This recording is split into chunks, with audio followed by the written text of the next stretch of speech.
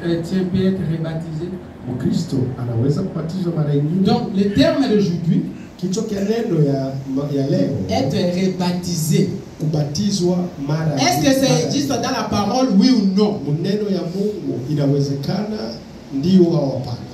Amen. Ah, c'est ça le sujet d'aujourd'hui. Ndio kichwa cha neno. Être rebaptisé. Kubatizwa tena. Est-ce que ça existe dans la parole, oui ou non? Inawezekana iko ndani ya maneno ya Mungu au hapana? Amen. Ah. Parce qu'aujourd'hui, kwa sababu leo, il y a des croyants, des chrétiens aujourd'hui. Waamini au Wakristo leo, quand nous prêchons la parole, wakati tunahubiri neno la Mungu, ils sont là dans les bains, ils murmurent. Wiko na nungunika, pakiti arekani iko na nungunika. Est-ce que les choses que le frère dit là c'est vrai? Kweli ndugu anasema ni vya kweli leo? Ni vya kweli?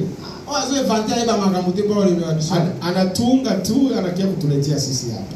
Je vais vous dire une chose. Tawaambia kitu moja. Nous quand on a écrit la parole de Dieu, le message de la fin. Sisi wakati tuliamini ujumbe là au village.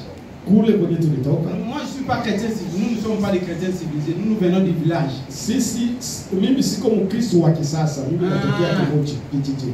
Frère, biso on a fait 25 km pour aller écouter la parole. En pied, tulikuwa natembea kilomita 25 juu ya kusikia neno. Leo ba chrétien ba kama civilisé, ceux qui mtu ke kofia na kenete. Leo Mkristo anakuwa beaucoup de raisons. Nous on n'avait pas ça. 25 km frère Laurent, 25 km. Anaanza kuleta kuleta masheria marezo ya bongo. Sisi wakati tuliamini tulikuwa tunatembea kilomita 25. 25 km en pied. Kilomita 25 miguu tuko natembea na miguu. Dans les forêts. Mpori. Tu vas et puis tu retournes. Unaenda na kisha unarudi. C'est rien que pour la parole. Juu ya kwenda kusikiliza tu neno ya Mungu. Pour cette message. Juu ya hii ujumbe. C'est pour cela moi. Ndio kwa maana mimi. Cette message. Hii ujumbe. Je peux pas blaguer avec ça. Siwezi kucheza nayo. Moi. Mimi. J'ai souffert comme ça pour cette message. Naliteseka sana kwa si toi aujourd'hui tu as la grâce de rencontrer des messages avec toute la civilisation, nous on n'a pas eu cette grâce. Kama wewe leo unapata ile neema ya kukutana na ujumbe na dunia ishakuwa inaboreka zaidi, lakini sisi hatukuwa na ile neema. C'est pour cela nous devons tout des respect avec la parole de Dieu. Ndio kwa maana tunaweza kuheshimia neno la Mungu.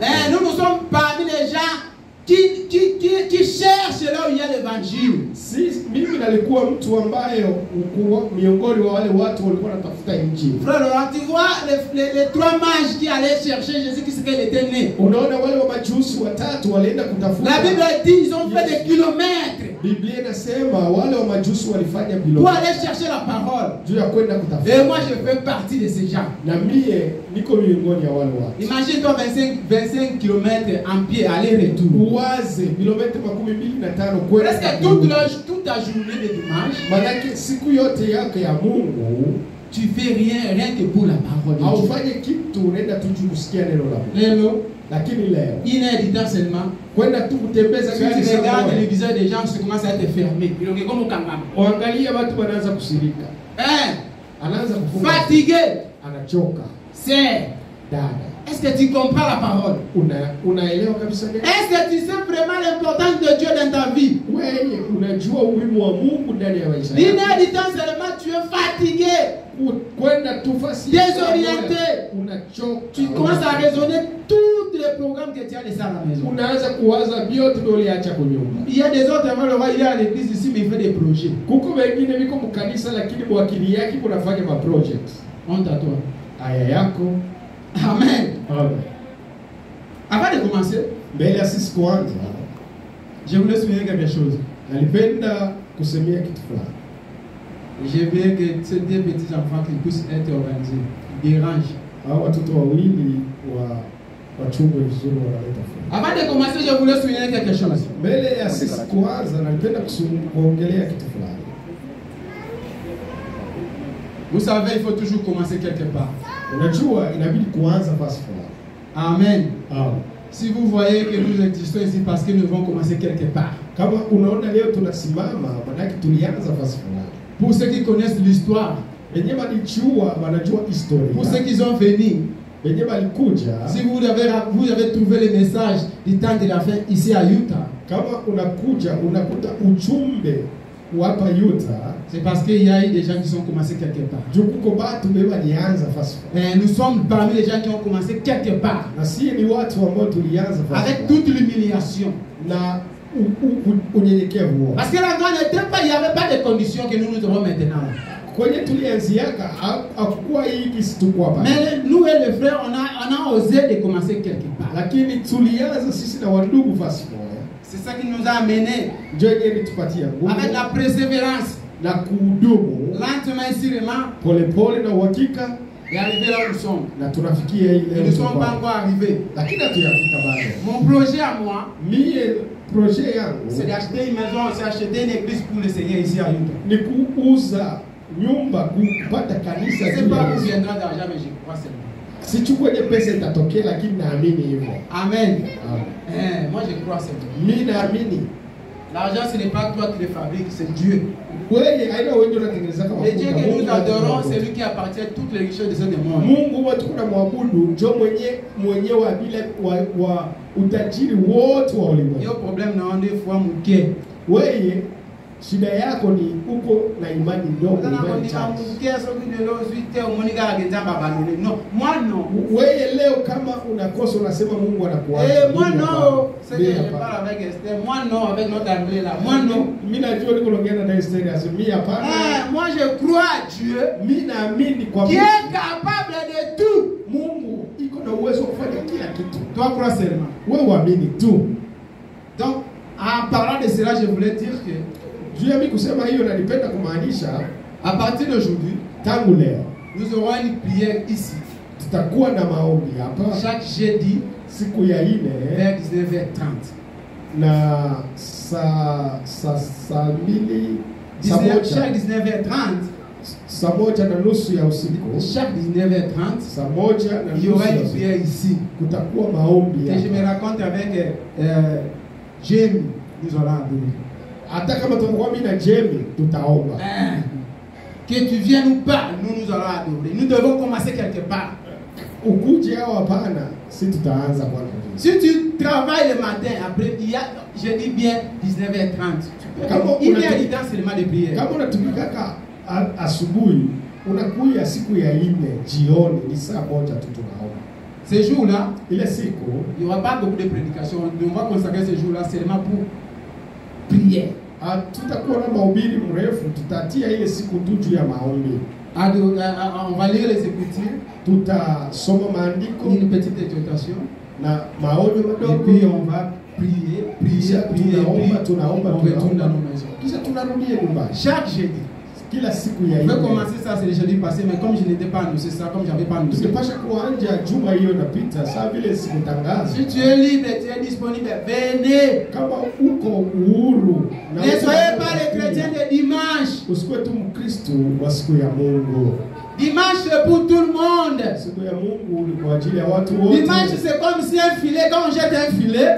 Dimanche ni sawa vile wanatupa nyavu. Et quand le filet tombe dans l'eau, nyavu inaanguka maji. Il prend na banzete, na mbisi, na biloka sali, na balia kate, c'est ça le dimanche. Inabebaka na miti, samaki, na biote vile wanakulaka abakulaki inaleta. Mais un vrai chrétien, lakini Mkristo qui est rempli du Saint-Esprit, il ne va pas attendre jusqu'au dimanche pour aller adorer. Hawezi kuchunga tu siku ya Mungu. Au moins que tu puisses pas avoir l'espace. Sengine hauna na muda. Si tu as l'espace, c'est frère. Lakini kama kuna muda, venez là, nous serons au rendez-vous. Ukuye, je serai au rendez-vous. Nous devons commencer quelque part. Tunapasha kuanza pale. Que Dieu vous bénisse. Mungu akubariki. Amen. Amen. Avant de lire les Écritures, mbele ya kusoma maandiko, j'aimerais parler quelque chose. Nipenda niuzungumzie kitu fulani. Mettez-nous debout d'abord pour la prière. Tutasimama tuombe. Parce que là on va démarrer directement. Pale tutaanzia. Amen. Amen. Nous savons qu'est-ce qui se passe avec le matériel. Ndugu, nini inaendelea? Pas en forme. leo Pour être hauko, enfant, on sait dire avec toute la puissance. inabidi kutumika kazi na nguvu ya Mungu na nguvu yote. Prions le Seigneur. Tuombe. Seigneur Dieu Tout-Puissant, Baba Mungu mweza wa yote, nous te sommes infiniment reconnaissants tunakupigia asante d'avoir nous gardé pendant toute la semaine ulituchunga muda wa juma et de mzima nous amener ici pour écouter ta parole. na unatupatia nguvu ya siku Nous ne sommes pas venus ici ni vendre ni acheter, Seigneur. Tunakuja hapa juu ya kuuzisha Et nous sommes ici parce que nous t'avons promis de venir ici chaque jour pour tunakuja t'adorer. hapa juu tuliahidi kama tutakuwa na kwenye kila siku ya C'est un rendez-vous qu'on a fait avec toi. tulifanya mipango na Et wewe nous croyons que toi aussi tu es au rendez-vous. na tunaamini kama huko katika Descends et agis, Seigneur. shuka na utende, Donne-nous l'entendement spirituel. tupatie usikivu wa kiroho Laisse que cette parole qui va tomber de cet après-midi, na uache neno ambayo itatoka hii jioni ya laisse la leo puisse se fortifier et nous remplir du Saint-Esprit. tupatie nguvu na kucheza na Roho Mtakatifu. Oh Dieu, Oh Bwana, nous pouvons parler parce que nous étions à l'école. tunaweza kusema kwa sababu Mais tulienda l'interprétation demande le Saint-Esprit. lakini kwa ku Écarte-moi comme un homme, toe mimi sawa mais dois prendre la place dans mon âme, dans mon esprit, wewe bebe fasi pour transmettre la vie aux tes enfants. juu leta kuwapatia watoto Nous wako voulons aller uzima. au ciel. Tunapenda kwenda Mais mbinguni, ça demande un sacrifice. tunapenda kujitoa. Accorde-nous ta grâce. Tujalie Au neema. nom du Seigneur Jésus-Christ. Jina la Bwana Yesu Kristo. Amen. Amen. Que le Seigneur vous bénisse. Mungu amebariki. Veuillez vous asseoir. Naweza kukaa. Aujourd'hui, nous allons parler de la renouvellement du baptême. Ou être rebaptisé.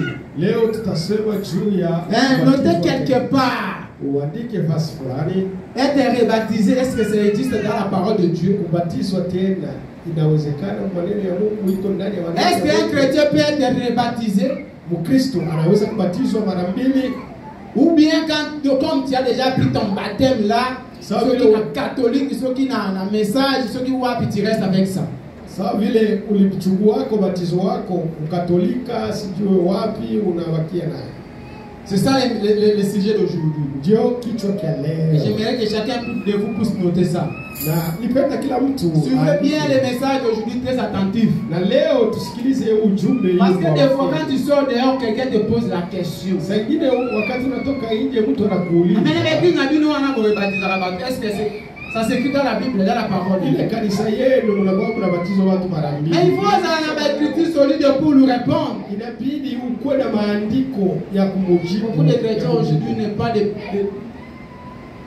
versets solides pour répondre à une question. Leo Bakristo hawajua hata maverse Un chrétien est assis dans les Écritures. Mkristo yeye anaikalia ni ndani ya maandiko. Est-ce chrétien Mkristo assis dans ndani les Écritures.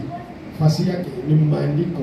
Quand un ami te pose une question, Wakati rafiki yako mais Esther, pourquoi toi toujours les robes là longues? Pourquoi? anakuambia je, unavaa tu makanzu ya Eh, moi, il faut mrefu? avoir un pépite. Petit moi, blois, mais c'est Anasema usiku moja unapunga yeye unavaa Il faut maintenant que toi, tu puisses avoir des écritures. Inabidi sasa wewe unamwambia maneno Pour lui dire à lui, à elle, juu ya kumwambia sasa. que voici ce que la parole de Dieu dit. Wasema angalia kisi neno ya Mungu inasema. Si tu n'as pas ça, Kama hauna hii, tu n'as pas les armes solides pour répondre à une question. hautakuwa na nguvu ya kujibu. C'est un chrétien a des armes. Les armes, c'est la parole de Dieu. Mkristo silaha yake ni neno la La Mungu. Bible, c'est un arme pour un chrétien. Biblia ni silaha kwa Mkristo. Regarde, à ton église, tu viens, tu entres, tu sors. Usikie tu kanisa unakuja unarudi. Tu es à l'église comme si tu n'es pas à l'église. Huko kanisa sawa vile On t'enseigne depuis qu'on a commencé à t'enseigner l'évangile. Toi, pour toi, donc, wewe kwako la première chose, kitu cha kwanza, la première chose pour toi, kitu cha kwanza c'est le bien kwako matériel de ce monde. ni vitu vya hii dunia. Frère, c'est tu n'amèneras ça nulle part. Dada ndugu, utapeleka vitu vya dunia fasi fulani. Atapeleka umemangu wapi? Utapeleka wapi? Frère, on peut s'en avoir mon bon beta. Umemangu wapi? Utapeleka hayo wapi vitu vya dunia?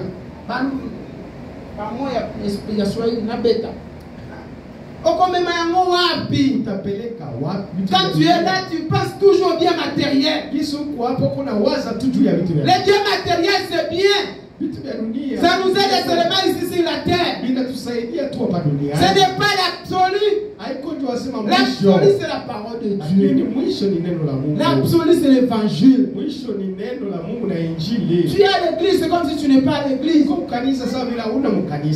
est pensé dans le monde. On te pose seulement une petite question, là tu es déraillé. Quel type de chrétien que tu es? Écoutez maintenant. Tout ce qui est ça. Ici je voulais parler. Il n'y a pas un péché qui n'est pas pardonnable. Amen. Amen. Il n'y a pas un péché qui n'est pas pardonnable. S'il y avait des péchés impardonnables, Dieu, Mungu, dans la forme de Jésus-Christ, il ne pouvait pas venir sur la terre. Le travail que Dieu a fait, de laisser le ciel, là où il était adoré, de se faire un corps qui s'appelait Jésus-Christ, pour venir mourir à la croix. C'est parce que tout péché était pardonnable. Amen. Est-ce qu'on se comprend? C'est parce que tout péché était pardonnable. Seulement qu'il y a une condition. Il y a une condition. Écoutez maintenant ce que la parole dit. Le sujet d'aujourd'hui, c'est être rebaptisé. Je n'ai pas encore entré dans le baptême. Mais je voulais seulement donner éclaircir une petite chose. Je bénis ma soeur qui m'a contacté cette version. J'ai dormi déjà. Il m'a commencé à lancer des écritures. Ça prouve que quelqu'un qui lit la parole. Quelqu'un qui peut avoir la connaissance de la parole. Un chrétien, c'est quelqu'un qui chante. Nous, quand on a écrit la parole, je n'ai pas terminé ça. Quand on a écrit l'évangile, quand on était dans les bancs, si un prédicateur il est ici dans la chair, il est en train de prêcher, nous, assis là-bas dans le banc, en train d'écrire. Et si je n'ai pas compris, en même instant même, je note, je fais un rapport, Montei, prédicateur, pasteur, je ne sais pas le nom que vous voulez donner. Je te fais un papier. J'appelle Lucie. Prends-moi ce papier. En train de prêcher. Je lui dis, tu es en train de prêcher. Donnez-moi un prédicateur. Il faut qu'il m'explique, je n'ai pas compris là. Ou alors, je demande, donnez-moi les citations prophétiques. La parole est accompagnée dans les Écritures.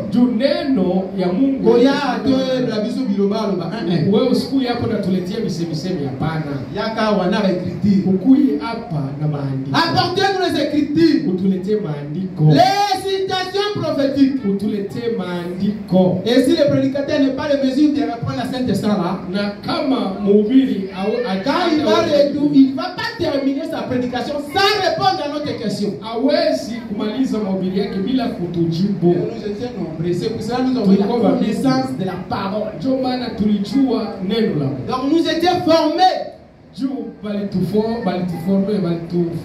Pour que demain tu puisses être quelqu'un, il faut être formé. Il faut aller à l'école. Il faut être enseigné dans la parole. Et après, quand on ne sera pas là, c'est John qui prendra la relève. C'est Daniel qui prendra la relève. Mais pour prendre la relève, il faut être enseigné, il faut bien suivre la parole. Il faut bien encadrer. C'est pour ça que je parle toujours aux parents. sacrifiez vos vies pour que les enfants puissent écouter la parole. Ndio maana kila mara naongeaka na wazazi, inabidi kufanya yote, mbinu yenu yote watoto kuwafundisha neno la Mungu. Ne laissez pas hapana kuacha seulement ici l'éducation de l'école, ça pourrit les enfants. Kama unaacha tu watoto kwa wafundishe kwa masomo, education ya hapa inaharibisha watoto. Il n'y a pas d'éducation à l'école. Kwa masomo hakuna maadibisho mazuri. Là-bas à l'école on le dit, soki mama sali yo mabe, benga police. Kule bana maambiaka kama mama anakupika ita polisi. Là-bas on le dit, kule bana maambiaka soki mama beti yo, kama mama tu as droit. Uko na sheria. Azo pesa mwana droit oyo le bagam de PCT. Banampatia mtoto sheria ile neno ya Mungu anampatia sheria. Il n'y a pas la vie dans les écoles là. Kule kwa masomo vous envoyez vos enfants. C'est là-bas où les enfants sont perdus. C'est là-bas où les enfants se rencontrent avec les mauvaises personnes qui influencent avec la science, la satanique. Avec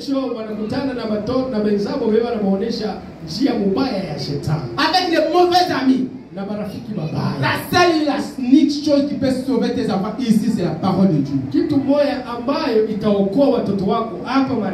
Maintenant, c'est à toi à prendre cette responsabilité d'amener ces enfants à la parole.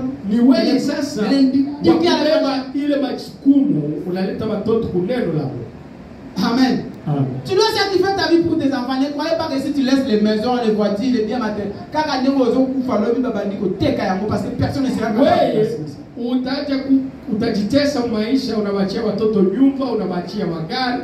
Siku tu nje unakufa, banaweza kuuzisha kimoja. Sacrifiez-toi aujourd'hui que tu es en vie. Leo kisuko uzima. Pour que cette parole uache neno la Mungu serve une base. Ibakie misingi kwa même si tu ne seras pas là, hata kama hauna, tes enfants seront heureux. Watoto yako watakuwa maman nous a laissé un héritage. Mama alituachia. Pourquoi vous êtes encadré, vous êtes éduqué comme ça? Maman nous a laissé un héritage. Mungu na maadibisho mazuri. Papa nous a laissé un héritage. Mama alituachia uriti. Baba alituachia uriti. L'héritage c'était la parole de Dieu. Uriti alituachia neno la Mungu. Vous savez, même si on ne le dit pas, mais quand tu es mal formé, mal conduit, mal éduqué, mal élevé, un jour, tu te souviens toujours que c'est la faute de mes parents.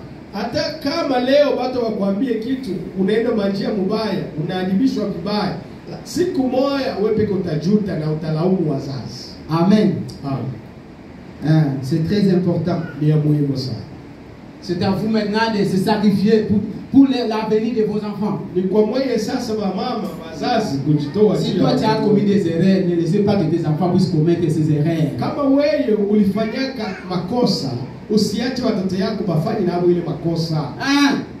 Ne laissez pas. Hapana kuachilia watoto. Laissez les enfants puissent bénéficier la parole. Acha watoto bafaidikie neno la Mungu. Amen. Écoutez maintenant ce que la parole dit. Ici, je vais lire une citation de la Bible. Comme je le disais, qu'il n'y a pas un péché qui n'est pas pardonnable. Dans la Bible, nous avons l'Ancien Testament et le Nouveau Testament. Dans la Bible, il y a eu des lois, de Moïse, ya Musa, il y a la grâce. Na kuko neema. Jésus-Christ c'est la grâce. Yesu Kristo yeye ni neema. Personne ne pouvait vivre avec les lois de Moïse. Mtu angepasha kuishi na ile sheria ya Musa. Amen. Moïse condamné. Musa yeye. Moïse lapidé. Musa balikuwa napiga watu makokoto. Et Jésus-Christ makokoto. Quand il a regardé, il dit personne ne sera sauvé avec les lois. Na Yesu akaangalia akaona kama il fallait que la grâce puisse venir. Hata kuolewa kwa sheria inabidi neema ikuje. Il fallait que la grâce descende. Ilibidi neema ishuke. Au nom de Jésus-Christ. Kwa jina la Yesu Kristo. Pour nous sauver nous tous les pécheurs. Juu ya kutuokoa sisi wote wafanya dhambi. Amen. Des fois les péchés que toi tu as fait, tu as commis sur la terre. Zingine wewe dhambi ndio ulifanya hapa dunia. Tu n'as pas encore tué. Mais Moïse a tué. Mais Dieu, dans sa miséricorde, n'a pas abandonné Moïse. Il a accompagné Moïse jusqu'à accomplir les missions de Moïse que Dieu avait, que Moïse puisse faire sur la terre. Moïse a été déjà choisi quand il était né que c'est lui qui sera le libérateur. Mais dans le parcours de son chemin, dans sa vie sur la terre, il a rencontré une circonstance. Il a tué quelqu'un. C'était pas la volonté de Moïse. C'était involontaire. Mais ça arrivé. C'est pour ça. Amen. C'était pourquoi. Pourquoi Dieu a permis que Moïse puisse tuer? Alors que Dieu était capable d'arrêter que la mort ne puisse pas arriver. Amen. C'est pour montrer à Moïse. Personne ne sera sauvé par la loi. Je ne sais pas si vous comprenez. C'est pour montrer à Moïse que ce n'est pas la loi qui peut sauver, mais c'est la grâce de Dieu qui peut sauver quelqu'un qui a commis le péché sur la terre. Parce que si tout le monde pouvait être condamné, et Moïse aussi doit être condamné. Parce que Moïse a commis, a tué. Toi, tu n'as pas encore tué. Mais Moïse a tué. Peut-être que tu as tué spirituellement. Mais Moïse a tué physique et a ôté la vie humaine. Il n'y a pas un petit péché et un grand péché. Tout péché est un péché. Il fallait seulement que la grâce puisse descendre pour nous libérer. Amen. Maintenant, écoutez ce que la Bible dit. Ouvrez vos Bibles. Nous avons parlé, je vais donner des versets. Nous allons lire la parole.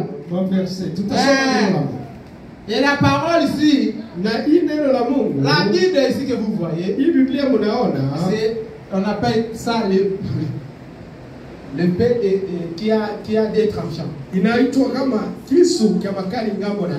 Cela veut dire quoi? Dans la Bible, tu peux trouver la vie, tu peux aussi trouver la mort. Amen. Mais la Bible, il y a des versets dans la Bible qui dit que prends un peu de l'alcool.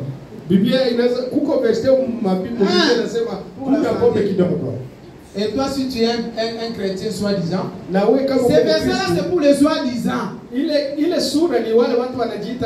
un chrétien qui a rempli du Saint-Esprit, le Saint-Esprit ne se marie pas avec l'alcool. Parce qu'en prenant un peu, jusqu'à ce que tu vas faire quoi? Tu vas prendre beaucoup. Il y a des versets ici, c'est pour les soi-disant. C'est pour les incrédules, parce que nous avons des incrédules dans l'église. Il y a des incrédules dans les églises. C'est pour ça qu'il fallait aussi des versets comme ça pour exister. Pour tester si réellement toi tu crois à la parole de Dieu. Ceux qui vont y entrer, ce sont ceux qui sont ni rides ni tâches. La Bible dit ni rides ni tâches. Est-ce que toi tu es ni rides ni tâches? Toi qui t'attaches avec des versets, bois un peu pour la santé. Est-ce que tu es ni rides ni tâches? Ça c'est quoi le verset des incrédules? Nous allons maintenant lire la parole. Ouvrez vos Bibles. Ceux qui n'ont pas de Bible, notez quelque part. C'est très important. Écoutez maintenant ce que la parole dit. Allez dans le livre des gens. Aujourd'hui, nous allons donner les versets ici. Ne soyez pas pressés. C'est le grand jour. Ne soyez pas pressés. Ne soyez pas fatigués. Nous sommes encore le matin. Nous sommes encore 12 heures. Hein, est-ce que? Soyez pas pressés. Rose. Même si vous voulez lingala, mais calme.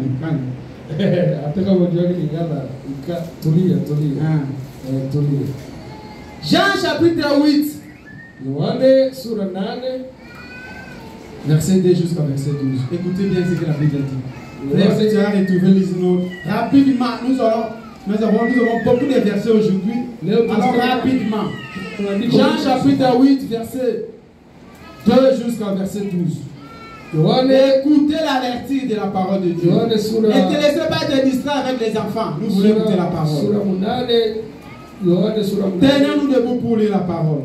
Tenons-nous debout pour lire la parole. C'est pour le respect de la parole. Mets-toi debout. Jean chapitre 8. Écoutez ce que la Bible dit là-bas. La Bible dit, la condition, c'est ça la condition de quelqu'un qui a tombé et tu t'es réparti. Écoutez maintenant la condition qu'on te donne. Il y a une condition qu'on a donnée là-bas. Ici c'est Jésus-Christ qui parle. Ce n'est pas un apôtre qui parle. Ce n'est pas un docteur qui parle. Ce n'est pas un pasteur qui parle. Mais c'est Jésus qui parle, qui répond aux gens qui voulaient rapider, aux gens qui marchaient avec des lois de Moïse. Ici Jésus qui lui parle. Frère, lisons. Allons-y. Préparez-nous le livre de Swahili. S'il y a quelqu'un qui a la Bible de Swahili. Je ne sais pas Bible de Swahili. Tu as Swahili? Je ne sais ça. Tu as quelle Bible là? Ça c'est le français. Français. Tu peux lire en français. Lire en français pour reprendre la Swahili. Commencez d'abord en français. Oh, ok. Commencez d'abord en français s'il vous plaît. Okay. Comme ça tu prends Swahili. Écoutez la parole. Oh frère nasemaka, mi nasemaka nada. Nasemaka Bible nasemaka. Frère nasemaka nada. Rose. Frère nasemaka nada. Ah, ça c'est mes meilleurs amis. C'est Rose et Esther. Ils apprennent à parler. Nous lisons. Lisons frère. Écoutez bien ce que la Bible. Commencez directement au verset 2 jusqu'au verset 12. C'est une longue lecture, mais écoutez bien la parole. Mais dès le matin, il alla de nouveau dans le temple et tout le peuple vient à lui. C'est Jésus, là c'est Jésus-Christ. S'étant assis, ce n'est pas un apôtre, c'est Jésus qui parle. Ils enseignaient. Il enseignait les apôtres. Alors les scribes et les pharisiens sont venus. Amèneraient une femme surprise en adultère. On l'a appris à l'adultère. Et la plaça au milieu du peuple. Et il dit à Jésus, Maître, cette femme a été surprise en flagrance délit d'adultère. Écoutez bien la parole. Moïse, dans la loi, nous a ordonné de lapider de telles femmes. Toi donc, que dis-tu? Ça, on a posé la question au Seigneur Jésus-Christ. À l'époque de Moïse, quand une femme commet l'adultère comme ça, maintenant toi, qu'est-ce que tu dis à propos de cette femme qui a connu l'adultère? Continuez. Ils disent cela pour l'éprouver afin de pouvoir l'accuser. Mais Jésus, Satan baissé, écriva avec les doigts sur la terre. Comme il continuait à l'interroger, il s'éleva et leur dit. Jésus dit ça fait un semblant comme s'il ne connaissait pas, comme s'il ne voyait pas ce qu'il parlait. Mais après, comme les gens là, papa n'a pas dit, il voulait seulement que Dieu puisse faire attention. Et quand Dieu a fait l'attention, il a compris qu'il fallait qu'il puisse répondre. Continuez. Que celui de vous qui est sans péché, jetez les premières la pierre contre elle. Et s'étant de nouveau baissé, et il criva sur la terre. Quand il attendirait cela, accusé par leur conscience, il se retirerait un à un, depuis les plus âgés jusqu'au derrière. Parce que tous, ce sont des pécheurs. Et Jésus, personne n'a pu prendre les pieds pour taper à sa femme parce que et Jésus restait seul avec la femme. Écoutez maintenant la plus grande chose. Qui a été là au milieu. Écoutez. Alors, s'étant relevé et ne voyant plus que la femme, Jésus lui dit, Femme. Où sont ceux qui t'accusent? Personne n'est-il pas condamné? Elle a répondu, non Seigneur. Et Jésus lui dit, je ne te condamne pas non plus. Jésus lui dit, je ne te condamne pas non plus. Et va, ne pêche plus. Est-ce que quelqu'un a écouté cette verset? Frère Laurent, répète cette place-là. Jésus lui dit, moi aussi Jésus, moi Dieu, je ne te condamne pas. Mais va, ne pêche plus. Amen. C'est ça la condition. La condition. On te pardonne mais avec une condition. Va, tu es pardonné. Mais ne pêche plus. Aussi, que le Seigneur vous bénisse. Veuillez vous asseoir. J'espère que tout le monde a suivi la lecture. Je ne sais pas si Frère Laurent peut encore répéter ça en Swahili. Ou tu peux prendre seulement le dernier verset, le verset 11 jusqu'à verset 12. Amen. Va, mais ne pêche plus. Cela veut dire quoi? Cela veut dire que tout péché est pardonnable. Mais quand on te pardonne, ma soeur, mon frère, ne retournez pas à commettre encore le même péché. Amen.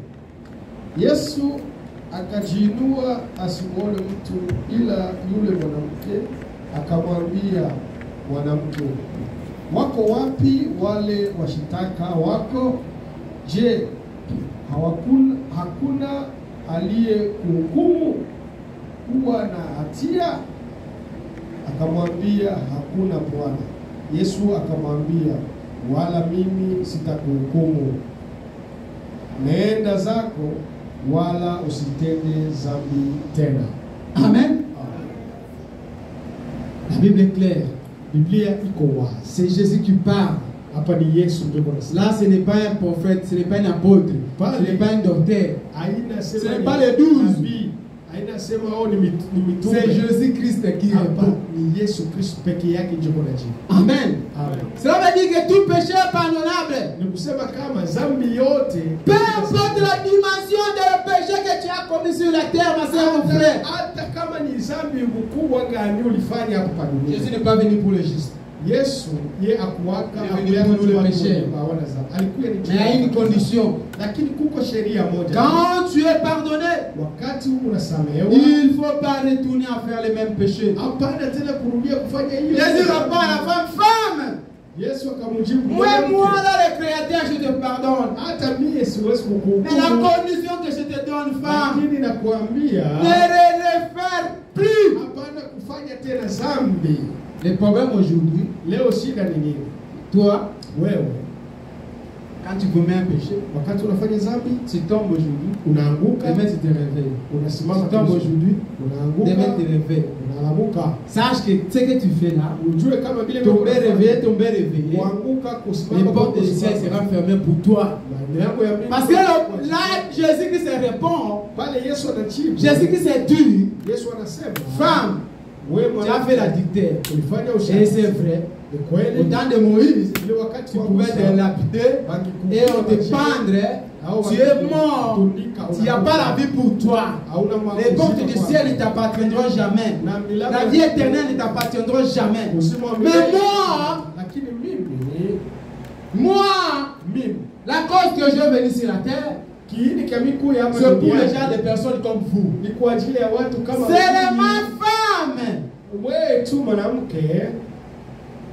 Comme je t'ai pardonné, ne retournez pas à faire ça. Ne retournez pas à faire ça. On prend une décision une fois pour toutes.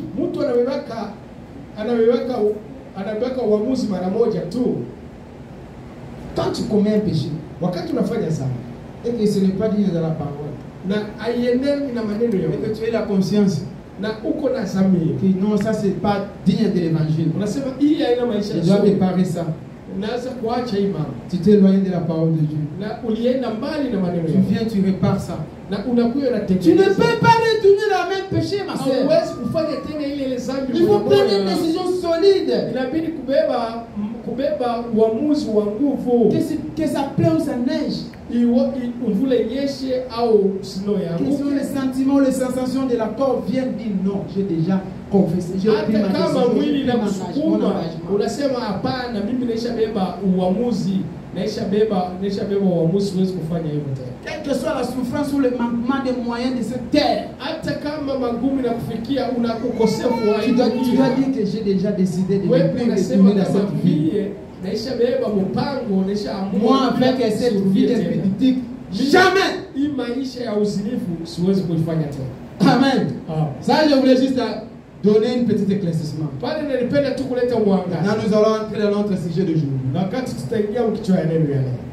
Être rebaptisé. Kubatizwa mara mbili. Nous allons lire la parole de Dieu. Tutasoma maneno ya Mungu. Pour ceux qui ont la Bible, wenye miko na Biblia, ouvrez votre Bible.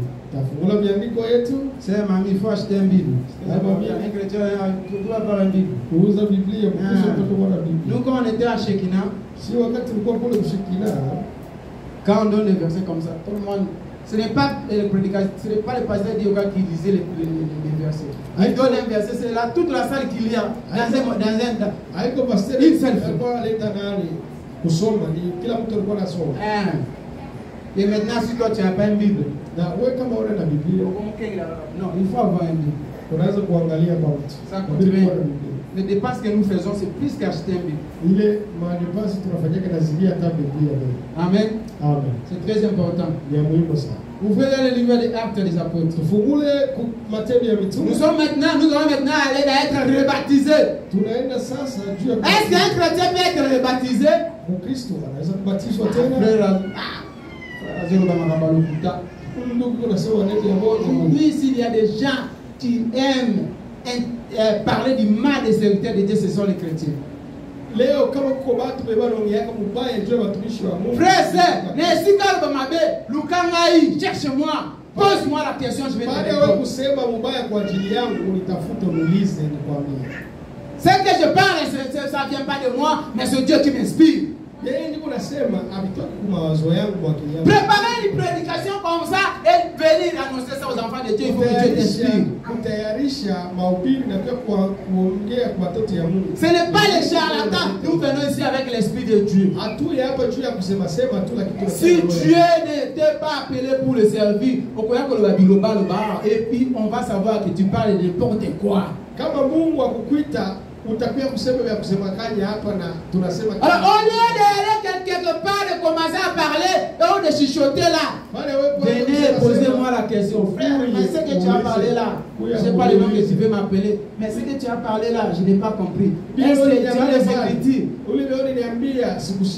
Est-ce que maneno ya Mungu? Amen. Amen. Ouvrez la Bible et le livre des Actes des Apôtres. Être rebaptisé. Dieu a baptisé. Esther a une révélation na yeye Mungu. Esther a une révélation na yeye Mungu. Moi je vais aller seulement en coulisses. Après elle-même elle s'est sentie, elle a pris la décision de dire je vais être rebaptisé et j'abandonne tout. Mais aujourd'hui nous allons parler d'être rebaptisé. Est-ce que c'est quelque chose de vrai ou faux? Est-ce que ça existe ou non? Pour le matin. Certes, je vois que tu es comme tu es fatigué. Ne fatigue pas. Ne fatigue pas. C'est un grand jour. Actes des Apôtres, verset 19, 1 jusqu'à 6. Matendo ya Mitume sura 19 mstari wa kwanza mpaka wa 6.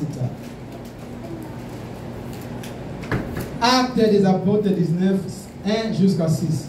Matendo ya Mitume sura 19 mstari wa kwanza. Écoutez, Paul il était allé quelque part. Mpaka wa 6. Paulo alikuwa fasi fulani. Il a trouvé les gens qui ont été baptisés. Alikuta watu ambao walikuwa waishabatizwa. En final, il y a des baptêmes qu'on dit que ça, il faut être encore, il faut refaire. Écoutez ce que la parole dit. Tusikie kisi neno la Mungu linasema. Frère, bêta. Que Dieu te bénisse. Tunasoma Matendo ya Mitume sura 19. Écoutez la parole de Dieu. Mstari wa kwanza mpaka wa 6. Pendant qu'Apollo était à Corinthe, Paul, après avoir parcouru les autres provinces de l'Asie, arriva à Éphèse. Ayant rencontré quelques disciples, il leur dit, c'était les disciples, avez-vous reçu le Saint-Esprit quand vous avez écrit? Il lui répondit, il lui répondirait, nous n'avons pas attendu dire qu'il y ait un Saint-Esprit. Il dit, de quel baptême avez-vous donc été baptisé? De quel baptême avez-vous donc été baptisé? Et il répondit, donc ici les disciples ont été déjà baptisés. Du baptême de Jean. Les disciples ont eu le baptême de Jean. Ils étaient déjà baptisés, frère. Mais quand Paul est venu, il voulait savoir s'ils ont reçu le Saint-Esprit. Avez-vous déjà reçu le Saint-Esprit? Et puis que tu as créé la parole. Tu as déjà 20 à 30 à 15 à 5 à 10 à dans l'évangile. Est-ce que tu avais déjà reçu le Saint-Esprit? Tu laisses seulement les prédicateurs parler. Est-ce que tu as déjà reçu le Saint-Esprit? Si tu n'as pas encore reçu le Saint-Esprit, tu dois être rebaptisé et écouter la parole. Paul a dit, vous devez être rebaptisé. Alors qu'ils étaient déjà baptisés. Baptême de Jean. Cela veut dire qu'être rebaptisé, ça existe dans la Bible. Continue, frère. Alors Paul dit, Jean a baptisé du baptême de la repentance, disant au peuple de croire à celui qui venait après lui, c'est-à-dire en Jésus. Sur ces paroles, ils furent baptisés au nom du Seigneur Jésus-Christ. Amen. Lorsque Paul leur y imposait les mains, le Saint-Esprit vint sur eux et ils parlaient en langue et prophétisaient. Amen. Amen. Lorsque Paul les fit baptiser, après avoir les baptisé, ils ont reçu le Saint-Esprit. Et chacun a commencé à prophétiser. Cela veut dire qu'être rebaptisé, ça existe dans la parole de Dieu. Toi, tu as cru dans la parole. Toi, tu étais chrétien. Mais quand tu étais chrétien, tu avais une double vie. Tu n'avais pas une seule vie. Mais tu avais une double vie. Donc tu prenais la parole de Dieu à la légèreté.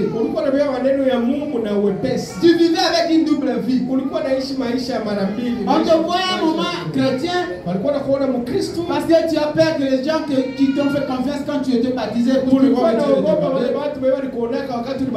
Un moment on te voit dans les ambiances, dans les boîtes, dans les femmes, avec les prostituées, avec toutes les choses du mal. Tu fais double vie. Et tu vivais avec cette double vie. Tu ne savais pas comment prendre une décision pour avoir aligné ta vie chrétienne. Après un jour, il fallait que tu puisses faire un choix. Tu ne peux pas continuer avec cette vie. Où je suis Dieu, où je reste dans le monde. Tu commences à chercher à avoir une décision. Tu commences à chercher à avoir un chemin. Des esprits commencent à se battre dans ton corps. Une esprit doit rester, il ne doit partir. Qui doit partir, qui doit rester. C'est à toi maintenant de faire le choix. En résistant. Et comme Dieu est souverain, comme Dieu est puissant, l'Esprit de Dieu a vaincu dans ton âme. Tu as pris une décision, non, maintenant je dois abandonner tout et je dois suivre. Amen. Tu as pris une décision, tu dis aujourd'hui je vais suivre la parole. Unabeba mpango unasema leo mimi nabakia maneno ya Mungu. Et tu commences maintenant à te préciser devant toutes ces mauvais esprits. Ndio unaanza sasa kuachana na ile pepo yote chafu. Tu commences à résister avec cet esprit. Unaweza kupingana nayo. Lentement et sûrement, Polepole na tu commences à te libérer. Unaanza kujifunza. Et oui, c'est bien ma soeur, mon frère. Ndio ni kweli ndugu dada. Mais ça ne signifie pas que tu es devenu un chrétien. Hainasema ndio inamaanisha unakuwa Mkristo. Tu vis toujours dans le péché.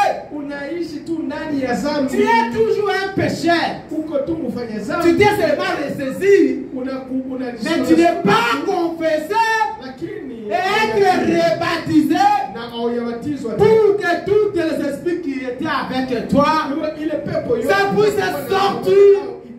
Et tu puisses rester maintenant sain pour entrer dans le royaume des cieux.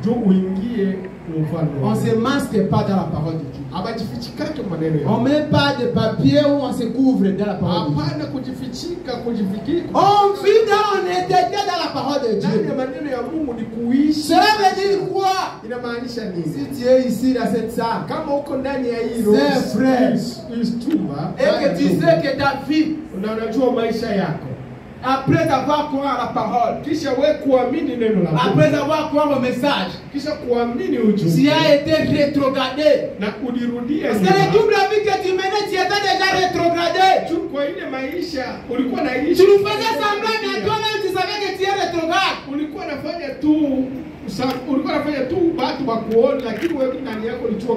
Amen. Amen. Toi-même au fond de toi, tu savais que je suis rétrograde. Rappelle-toi. Mais au ciel, et toi-même, tu sais que tu es païen. Comment il peut avoir cette vie? Pourquoi cette vie dans ma sœur? Tu as choqué ton frère, tu as choqué ta sœur. Et maintenant pour réparer, tu dois venir ici pour confesser. Pour que les gens que tu as choqués puissent te pardonner et puissent te considérer comme un chrétien. Toi tu penses que tu es chrétien, mais il y a ceux qui croient toujours que tu es païen. Parce qu'ils n'ont jamais vu confesser et être rebaptisé.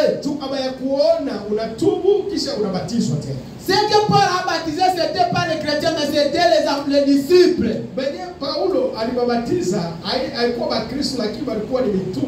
Parce qu'ils n'avaient pas le Saint-Esprit. Et ici, c'est les règles. Frère, si tu es ici dans cette salle, si c'est nous que tu as fait du mal, si c'est nous qui te voyons ta vie comme tu as parcouru, tu dois confesser d'abord. On confesse, ne venez pas nous dire que moi j'ai confessé à Dieu. On ne confesse pas à Dieu. Dieu, on ne demande pardon. On ne voit pas Dieu. Mais on voit nous qui sommes ici. Nous sommes les représentants de Dieu sur la terre. Et comme tu nous as choqués, nous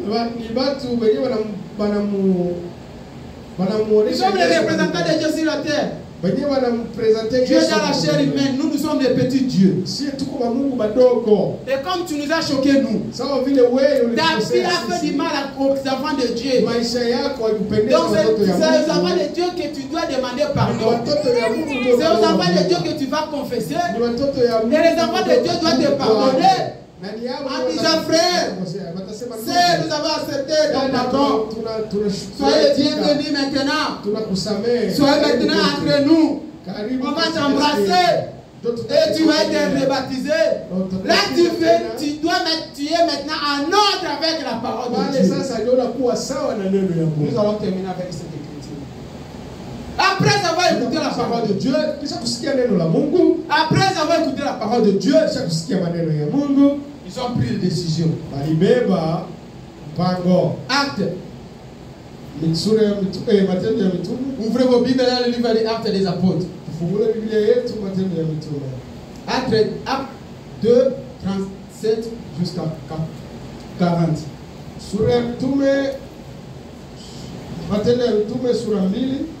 Jusqu'à 40.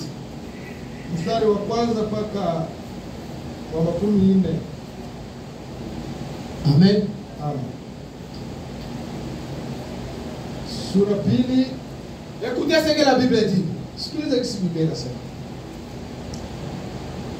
Acte 2, Horizon Acte 2, 37-40. Mais comment toi tu as écouté la parole? Depuis que tu as écouté la parole, depuis que tu es là, nous avons parlé, tolobi. Mais pourquoi toi tu ne changes pas? Pourquoi tu ne prends pas la décision? Depuis tangu ulisikia neno la Mungu, uliamini neno la Mungu, tulisema tunachoka na ubadilishe maisha yako. L'ange ne venait pas du ciel pour t'annoncer. Malaika hawezi kutoka mbinguni juu ya kuambia neno. Dieu met toujours quelqu'un. Mungu anatiaka mtu tu. Je ne sais pas si toi tu attends Baruti ou Dioka, pour qu'il puisse venir t'annoncer l'évangile. Sijui kama wewe unachunga Baruti au Dioka. Jésus avait seulement 32 ans. Yesu alikuwa na miaka 13 na il avait la responsabilité de venir sauver l'humanité. Na alikuja kuokoa watu. Ne regardez pas l'âge. Hapana kuangalia. Regardez les services que Dieu a mis en œuvre. Angalia kenye Mungu alitia ndani ya mtu. Tu dois confesser, frère et sœur. Pasha kutubu. Tu dois te repentir. Pasha kutubu. Ce n'est pas seulement comme ça, après demain on te voit devenir chrétien. Laquelle magie? Kesho wanakuona na kuwa Mkristo. Ulikuwa Mkristo. Tu n'es pas chrétien. Hauna Mkristo. Il faut prendre la décision. Les problèmes difficiles aujourd'hui c'est quoi? Il y a des gens qui ont honte. Mais tu as honte de nous? Uko na haya kwetu. Eza kitambalola, yo moko na nzambe. Limiti ni mbingu, ni wewe na Mungu wako. Ubia osa musala ofele. Au unafanya kazi bure. So osa musala ofele, yo ndio osa ya pamba. Wewe kama unafanya kazi bure. Sasa musala mbona bozo lifuta mase. Wewe ufanye kazi. Fais un travail pour que tu puisses avoir une récompense. Ufanye kazi yenyewe utapata. Ne fais pas un travail en vain. Hapana kutumika kazi ya bure. Et pour avoir la récompense du ciel, na kwa kupata mshahara kumbingu, tu dois venir ici être confessé. Et on va aller dans l'eau pour que tu puisses être rebaptisé, avoir le baptême du Saint-Esprit, être une nouvelle personne. Écoutez la parole. Après avoir entendu ce discours, après avoir entendu le discours, ils aient le cœur vivement touché. Ah. Et ils diraient à Pierre et aux autres apôtres, hommes frères, que ferons-nous? Que ferons-nous? Toi tu es ici, nous prêchons la parole. Je parle ici des fois tu es là, tu ne payes même pas cette parole. Oui. Tout le ballon vérité. Ici, tel que nous sommes ici dans la salle. Comme se dit, c'est la vérité. La vérité, ça blesse, mais ça reste la vérité. C'est Christine, quand tu vas au restaurant, tu manges. Tu payes ou tu payes pas? C'est Rebecca, tu payes ou tu payes pas?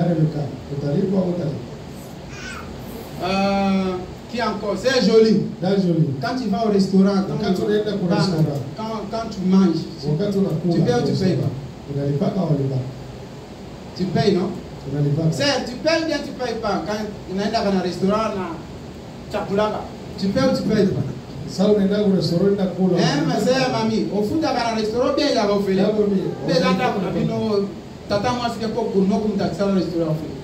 Tu payes ou tu payes pas? Au fond d'un Esther, tu payes ou tu payes pas? Si nous parlons de choses vraies, je pose la question chrétienne. Esther, il paye ou non? Il paye, hein? Qui ici qui respecte de payer la parole de Dieu? Qui paye sa dîme? Qui paye sa dîme convenablement? Qui? Lève ta main. Lève ta main ici. La parole ça blesse, mais c'est la parole. Frère Laurent, tu manges à un restaurant, tu payes ou tu ne payes pas? Je paye. Hein? Qui paye alors maintenant? Qui paye la parole? Parce que la parole c'est la nourriture spirituelle. Il y avait 12 tribus. Il y avait 12 tribus. Un tribu d'Israël se restait dans les sacerdoces pour prier aux 11 tribus qui partaient chercher. Et les 11 qui partaient chercher, quand ils gagnaient l'argent, ils gagnaient, ils faisaient tout ce qu'ils faisaient. Il amenait pour un tribu qui restait invité pour dans la sacerdoce pour prier pour eux. Na banaleta wale watu ile kabila moja kuwaka mule njia kubwa. Et nous sommes dans les tribus de l'Ève qui prêchent pour que toi tu puisses manger les paroles de Dieu. Na sie tuko mwa ile kabila ya ile kabila ya Walawi wenye kuchunga neno la Mungu. Est-ce que tu payes? La façon de payer ta parole, c'est payer ta dûme. Tu seras jugé, condamné à cause de la dîme. Continue à manger, mais le ciel, ça sera fermé. Personne, moi je ne serai pas riche à cause de ton dîme et ton offrande. C'est concret sur quoi tout ce qu'on fait là, c'est avec le peu que nous contribuons. Moi j'ai commencé à me bénir à partir de l'Afrique. J'ai construit ma première maison dans mon pays à l'âge de 25 ans, frère. Dans un quartier de riches, moi. En Afrique. J'ai commencé à faire des conteneurs, voyager Chine, Inde, Europe, en Afrique. Donc je ne viendrai pas m'enrichir. Nous ne sommes pas bénis à la parole qu'on fait le roi le dimanche passé à cause de la. Si tu viens ça, faire le travail de Dieu à cause de l'argent, tu vas abandonner. Mais nous faisons ça par amour parce que Dieu nous a appelés. À le contraire, toi-même, même pour la reconnaissance, c'est difficile pour toi. Même pour le remerciement de ce que nous faisons comme des travail, c'est difficile pour toi.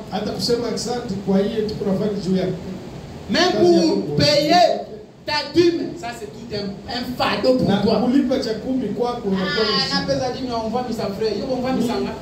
je suis déjà béni, Dieu m'a déjà béni avant que je puisse être né. Avant que je puisse venir faire ce travail, je suis déjà béni. Donc tout le monde va mon nom, ça me fera dire une tâche. Mais c'est la parole de Dieu, tu dois accomplir ça. Ça blesse, c'est la parole. Tu viens manger l'évangile, mais tu ne veux pas payer. Mais quand tu vas au restaurant, tu payes. Alors que la parole de Dieu s'explique dans la nourriture spirituelle. Tu seras jugé pour nous. Le ciel sera fermé pour toi. Mais Dieu ne manque pas de témoins. Quand toi tu ne donnes pas, il y a une qui donne. C'est lui-là qui va te juger. Ça fait part de la parole de Dieu. Frère Laurent, lisez la parole. Pierre leur dit, répandez-vous et que chacun de vous soit baptisé au nom de Jésus-Christ. Amen. Pour le pardon de vos péchés. Et vous recevrez les dons du Saint-Esprit. Amen. Car la promesse est pour vous, pour vos enfants, et pour tous ceux qui sont au loin, et aussi à grand nombre que le Seigneur notre Dieu les appellera. Amen. Amen. Amen. Nous avons parlé. Nous avons annoncé l'évangile. Nous avons prêché la parole. Nous continuons à prêcher la parole. Nous prêchons l'évangile chaque temps. Ça fait combien de temps que tu es assis là qu'on te prêche la parole? Combien de fois tu as pris la décision de mettre ta vie en ordre avec la parole? Combien de fois tu as pris la décision de confesser, de changer ta vie avec Dieu? Tu es là, tu as endurci ton cœur. Ton cœur est tellement lourd. Comme quelqu'un qui a, vous voyez quelqu'un qui a un manteau, et manteau quand il faut aussi un manteau, tu as un maille. Quand tu apportes le manteau là, ça devient très lourd. Tu marches avec le péché. Tu fais semblant de venir ici, mais toi, le ciel pour toi c'est zéro. Tu dois arranger ta vie, ma soeur, mon frère. Tu dois te répartir. Tu dois lever le manteau là qui est trop lourd. Et que lui va te libérer. Et prendre une décision. Aujourd'hui, je vais suivre le Seigneur. Dieu va t'accompagner. Dieu regarde seulement la décision. La décision que tu prends. Peu importe combien ça va te coûter, mais c'est pour ton bien pour aller au ciel. Pourquoi nous venons ici? Pourquoi nous prêchons la parole? Pourquoi nous abandonnons nos activités pour venir ici? C'est pour aller au ciel. Mais quand on te parle, tu as mis ton cœur avec un lourd manteau. Un manteau très lourd.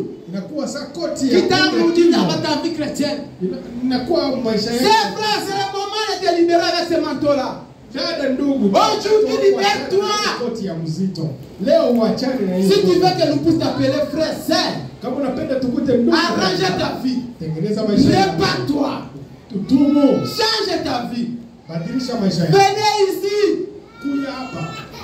Demandez pardon aux enfants de Dieu. Confessez. Et être rebaptisé. Ou te considérer comme un chrétien.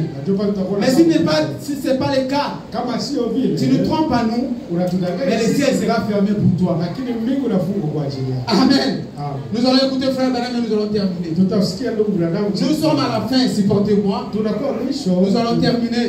Nous allons écouter frère Branham. Pour ce qui est de la repentance, pour ce qui est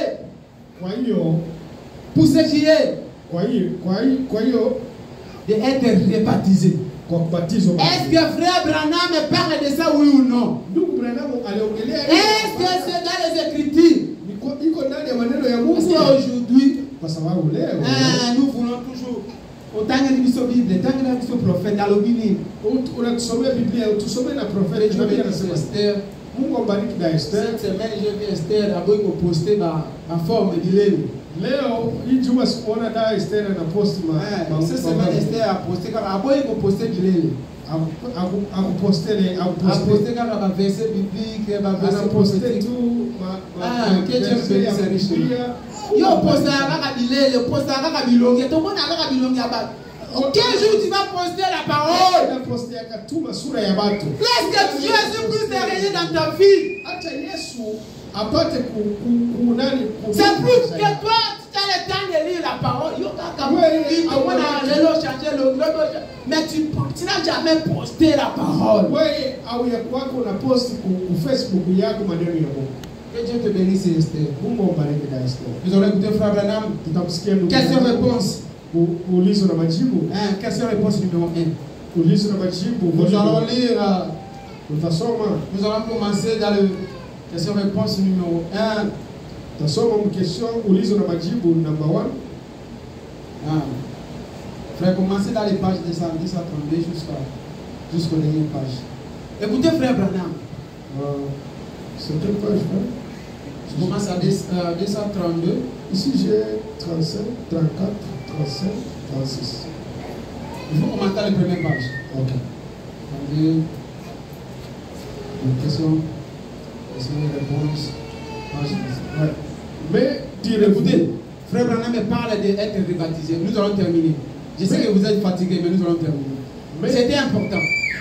Mais direz-vous, frère Bill, est-ce que il vous est déjà arrivé de rebaptiser quelqu'un? Là, on pose frère Branham la question. Qui avait déjà été baptisé? Nous sommes dans les questions-réponses. On est en train de poser frère Branham. C'est un frère, soyez attentifs. Tout ce qui nous sommes vers la fin. Écoutez le prophète de l'air. Tout ce qui est Nabi qui toi tu doutes. Quand nous parlons ici,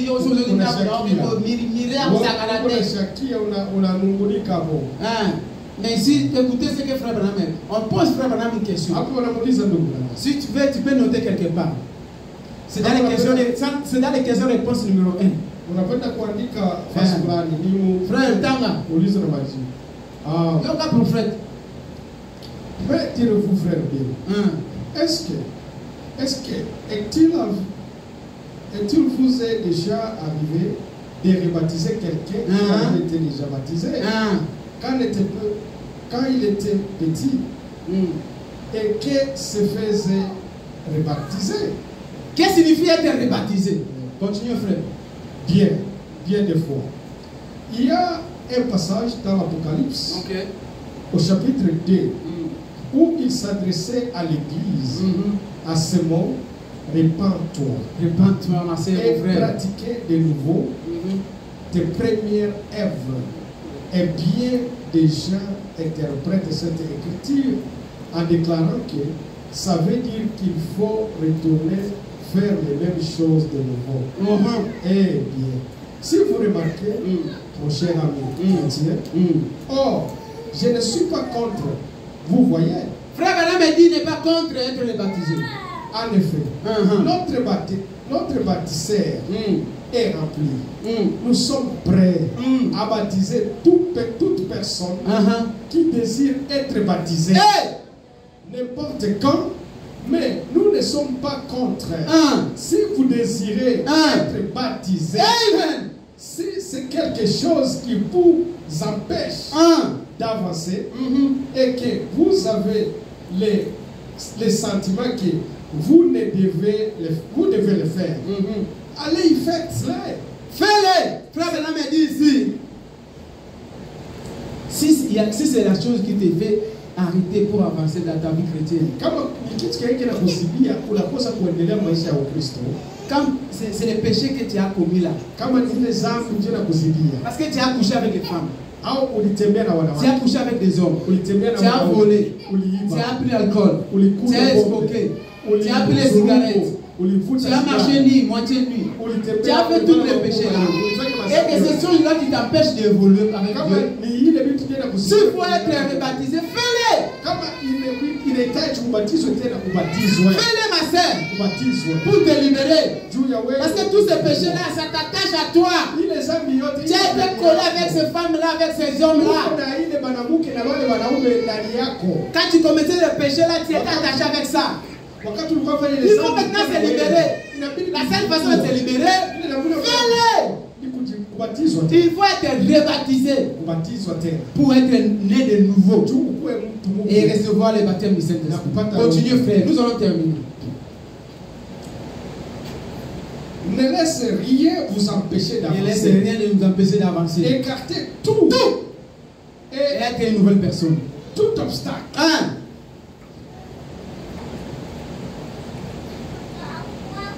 Continuez, frère. Je pense que c'est ça. Non, il faut changer la page. Jusqu'à 400. Il faut aller jusqu'au 400. Je ne me trompe pas. Il faut continuer jusqu'à 400. Voilà. Il faut continuer jusqu'à 43. Donc tu as commencé à 40. Ok. Tu as commencé à 34, il faut continuer jusqu'à 43. Et si, par exemple, il y a des années en arrière, vous avez dérobé quelque chose. Écoutez, il y a des années en arrière, au Sumukaki, au Salaki Eko, au Tongaki, au Tongaki Mibali Abatu. Pour retourner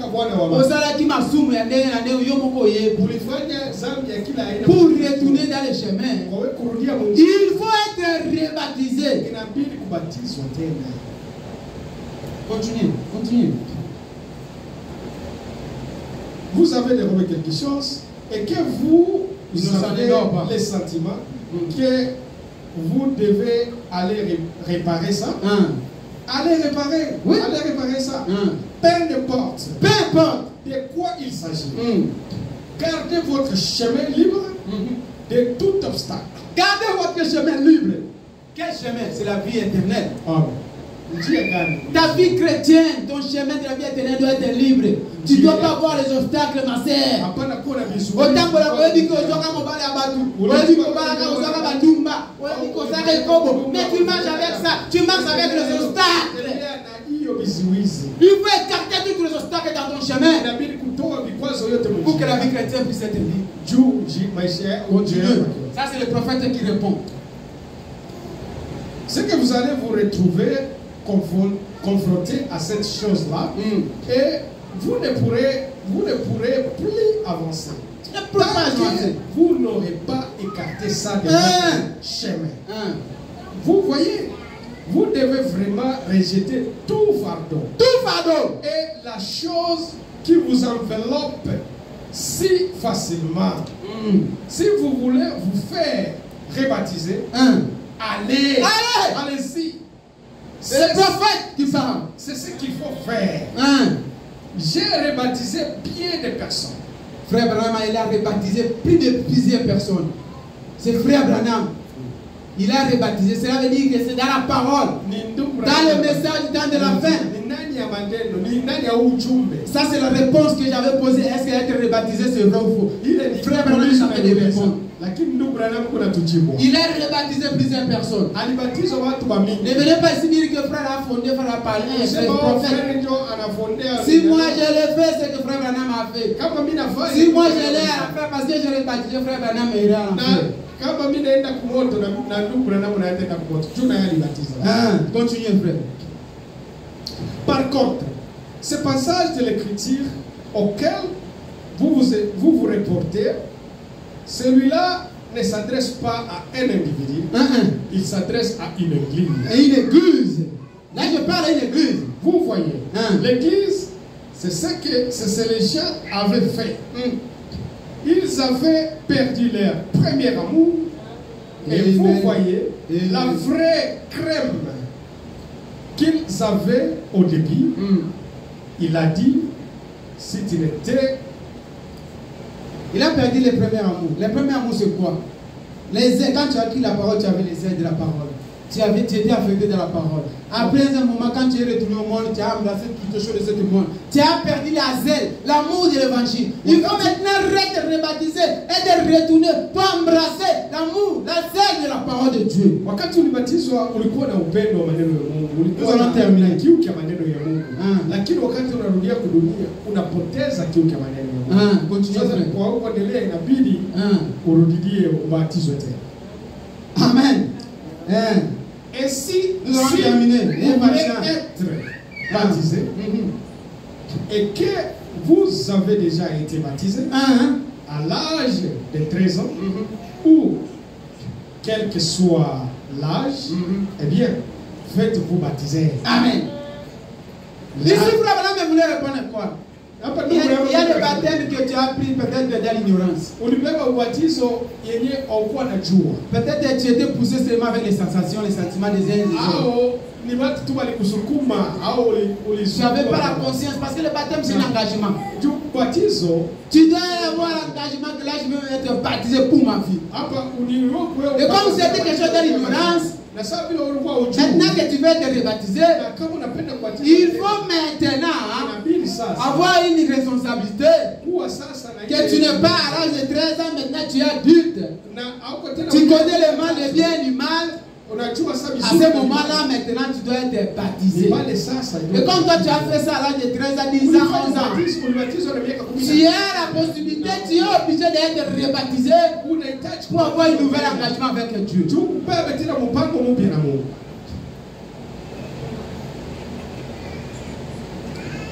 Si c'est quelque chose qui vous empêche d'avancer, mais déclare l'écriture à l'appui que vous devez vous faire rebaptiser. Pour ça, je ne dispose que des moyens de le faire par l'écriture. Amen. De pouvoir vous annoncer que des gens se sont fait rebaptiser. Amen. Il y a seulement un passage dans toute la Bible où des gens se sont fait rebaptiser. C'était les gens qui avaient été baptisés par Jean-Baptiste avant. On vient de lire là. Amen. Paul, ils ont été rebaptisés. Dans l'Acte chapitre 19 verset 5, leur a déclaré qu'ils devaient se faire rebaptiser au nom de Jésus-Christ afin de recevoir le Saint-Esprit. Vous voyez? Amen. Alors, il n'est pas nécessaire d'avoir été rebaptisé pour recevoir le Saint-Esprit parce qu'on peut recevoir le Saint-Esprit dès qu'on a le cœur droit. Amen. Vous voyez? En effet, dans l'acte 2, Pierre a formulé ceci. Répandez-vous et soyez baptisés au nom de Jésus-Christ.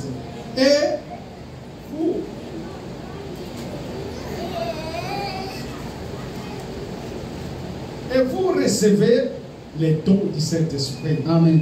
Mais là, dans l'Acte, chapitre 10, verset 49, voilà que Dieu donne le baptême du Saint-Esprit aux gens des nations avant même qu'il ait été baptisé. Vous voyez?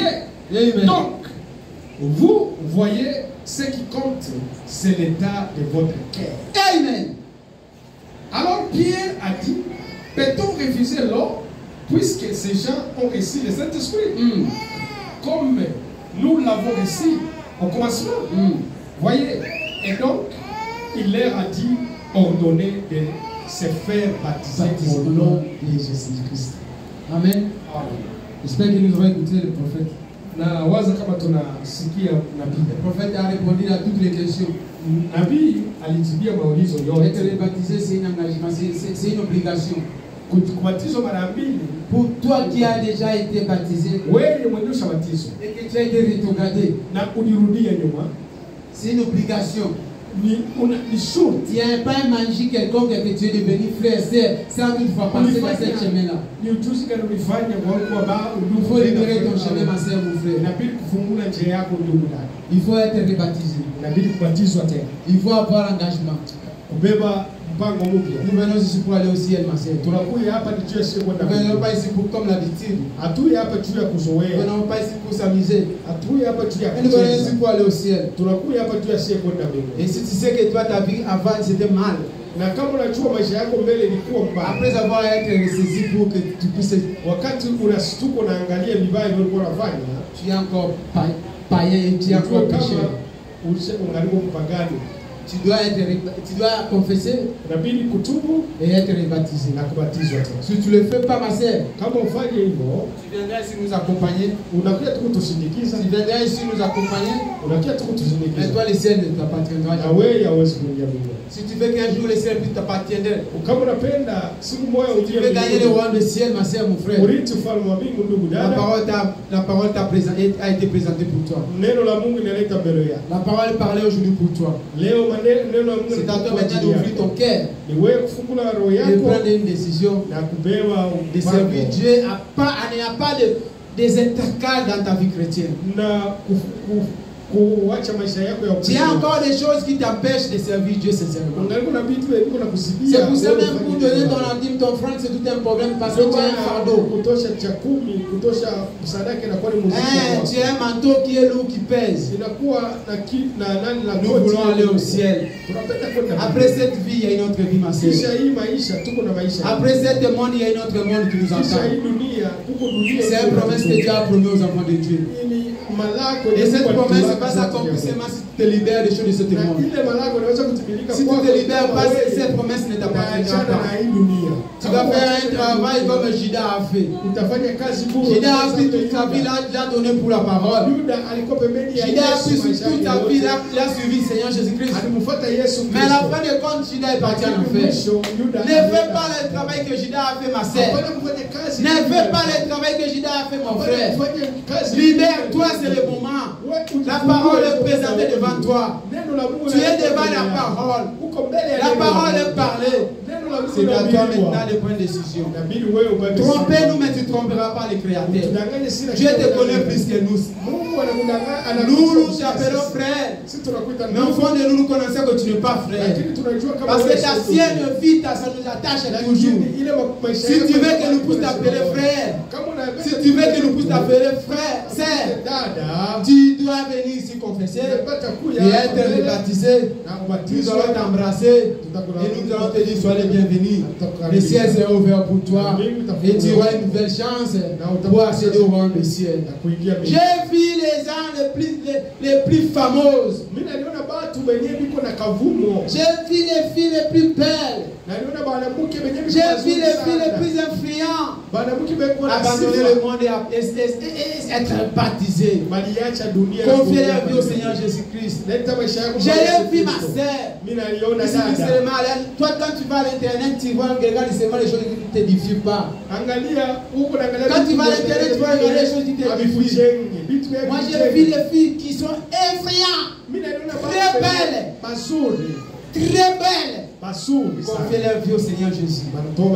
Seulement pas confier leur vie Mais être baptisé dans l'eau. Prendre un engagement.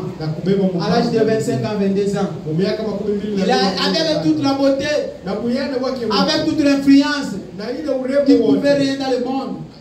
Mais il a compris qu'il y a un Dieu qui existe. Il y a un ciel qui doit être sauvé. Il a donné sa vie à Dieu.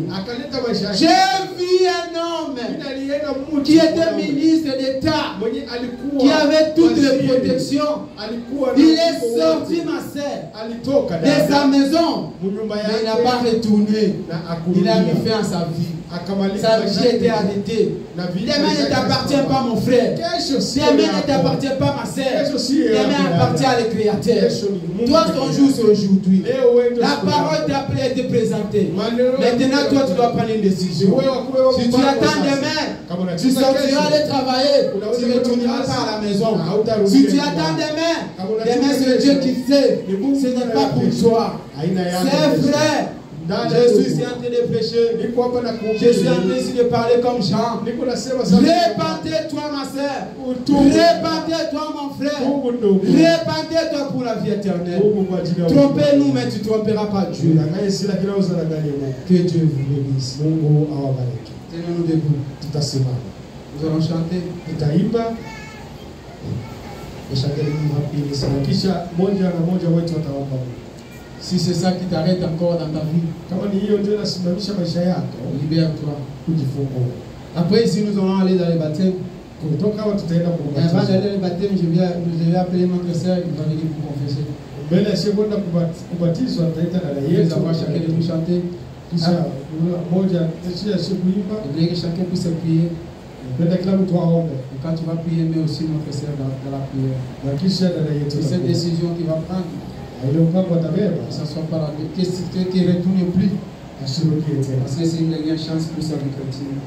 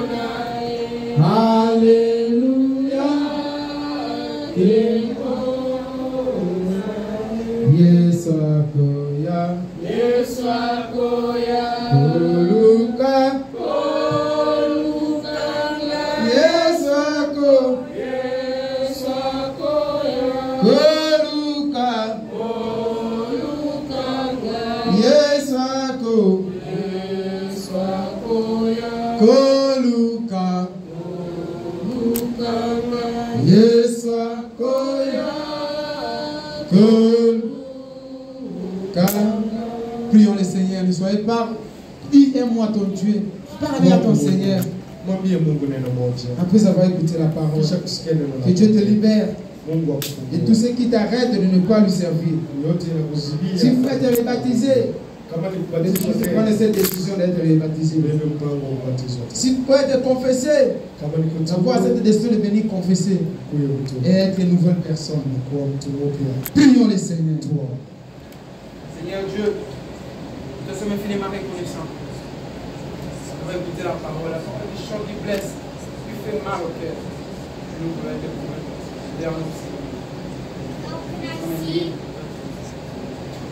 Remplis-nous de ta puissance, ta grâce soit avec nous.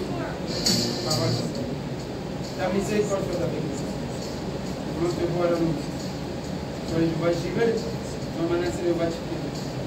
Et Inch'Allah, et grâce, Seigneur. Merci.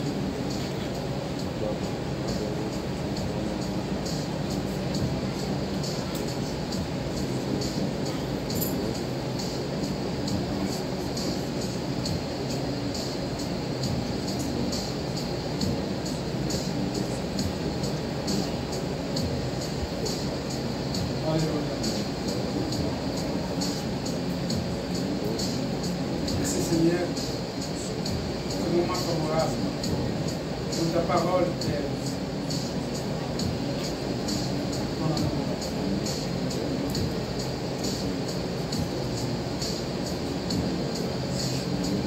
Merci Dieu.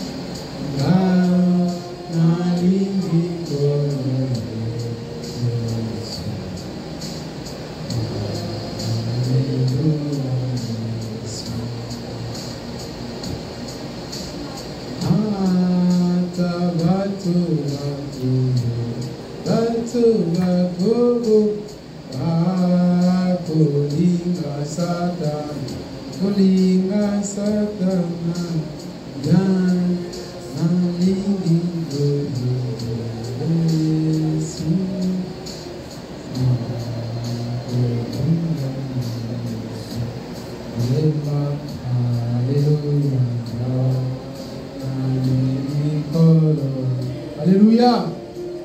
Masia. Alléluia.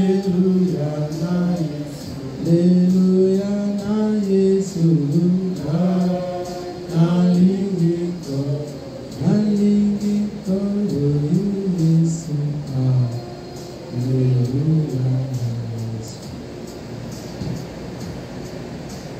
Soko pasi soko pasi soko liwa yo kolo wanangai te yo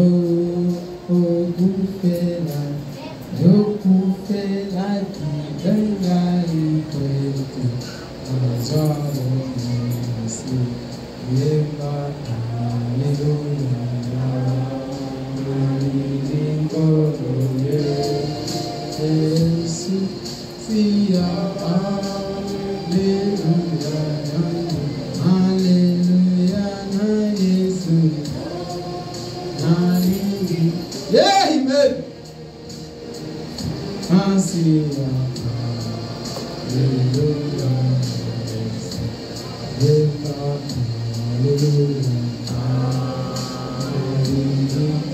Merci Jésus.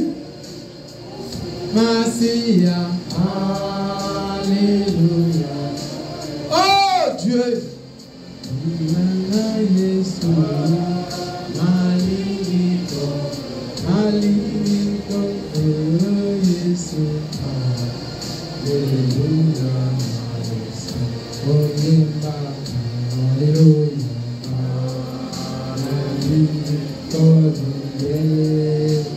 Sumasia, Alléluia.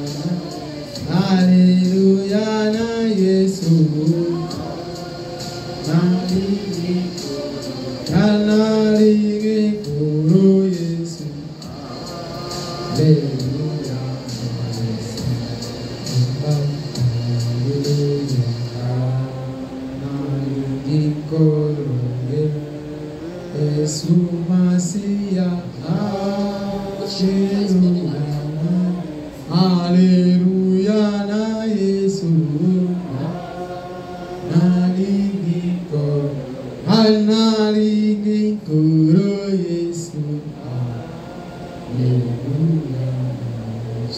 prions le Seigneur. Dieu tout-puissant, donc nous sommes infiniment reconnaissants, Seigneur, d'avoir nous apporté cet message tant de la fin. Cet message qui est venu pour nous sauver, Seigneur. Cet message qui est venu pour nous libérer, Dieu tout-puissant. Oh Dieu bien-aimé, ce n'est pas facile, Père éternel, à vivre cette parole. Mais ce n'est pas par ta grâce que nous pouvons vivre cet évangile, Seigneur. La parole est sortie, Seigneur. La parole a blessé nos cœurs. La parole nous a nianti, Seigneur Dieu. Et nous voulons être convenables avec ta parole, Seigneur. Donne-nous la force. Donne-nous les moyens, Seigneur. Sans toi, nous ne pouvons rien faire. Oh Père, nos cœurs sont là disposés, Seigneur. Mais si tu ne nous donnes pas la force, nous ne pouvons pas exaucer ce que nous voulons faire pour ta parole. Bien-aimé Jésus, nous avons quitté leur travail, Père. Nous sommes venus ici pour écouter la parole. Alors que la parole est sortie, Seigneur, demande maintenant que nous puissions mettre ça en pratique. C'est ça l'action la plus importante, Dieu bien-aimé. Mais sans ton aide, nous ne pouvons pas, Seigneur. Aide chacun de nous ici dans cette salle, qu'il puisse avoir la force, Dieu, d'appliquer cette parole pour avoir les rois du ciel. Merci pour ça, Père éternel. Oh Dieu, alors que nous sommes à la fin, nous voulons retourner dans nos maisons, mais nous avons un service de baptême. Père, accompagnez-nous, Seigneur Dieu, pour accomplir ce service. Oh Dieu, la fille qui a pris l'engagement, Seigneur, sans toi, il ne pouvait pas, Seigneur Dieu. Il faut que toi, tu puisses l'accompagner, qu'il puisse, Seigneur, avoir l'accompagnement de Dieu, et qu'après cette décision, qu'il puisse être baptisé du Saint-Esprit. Alors qu'il a accompli ta parole, Dieu. Oh Père Céleste, nous croyons que tu seras au rendez-vous et que tu donneras le baptême du Saint-Esprit. Ceux qui ont encore le cœur brisé, Seigneur, ceux qui ont encore le cœur lourd, Seigneur, Père, donne-les la volonté et la puissance d'arranger leur vie, Seigneur. Car ce n'est pas pour un homme, c'est pour la vie éternelle. Aide-nous, Seigneur. Retournez avec nous comme tu étais venu avec nous. Que les restes soient pour ta gloire, Seigneur. Tous les services qui restent, Seigneur, nous confions en tes mains. Nous croyons que tu seras au rendez-vous. Et nous croyons que tu nous donneras au-dessus de nos cœurs. Ceux qui étaient venus, qui sont malades, Seigneur. Ceux qui ont venu avec des problèmes, ceux qui ont venu avec des difficultés, donne les solutions à leurs problèmes au nom de Jésus. Guéris ceux qui sont malades au nom de Jésus. Car la parole marche toujours avec la guérison, Seigneur. Et le miracle, Dieu, nous voulons te voir dans nos vies, Seigneur. Nous voulons être de nouvelles personnes. Nous voulons que nos vies changent, Seigneur. Nous voulons que toi, tu puisses, Dieu, incarner dans nos vies. Libère-nous, Seigneur. À tel point que, Seigneur, ceux qui nous connaissaient avant, qu'ils puissent nous connaître plus, Seigneur. Que nous puissions être de nouvelles créatures. Bénis cette assemblée. Accorde-nous ta grâce. Merci pour le reste. Au nom du Seigneur Jésus-Christ. Amen. Sans plus tarder, je vais appeler Sœur Jolie pour puisse venir. La sœur sera bref. Vous pouvez asseoir. Nous allons aller au baptême, mais la sœur va venir pour confesser. Il ne sera pas long. Il va seulement résumer toutes choses. Parce que s'il veut parler de tout, nous allons dormir ici. Donc la sœur va seulement résumer. Et puis nous allons procéder à d'autres choses. Que Dieu te bénisse, ma sœur. Tu peux être le bienvenu.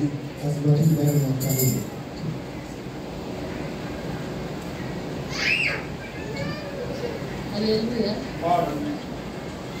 Bila kwanza nitaimba hii wimbo ya mama aliyopasuka katika nguo za Mungu. Mwamba uliopasuka ndani yako nijifiche, ndani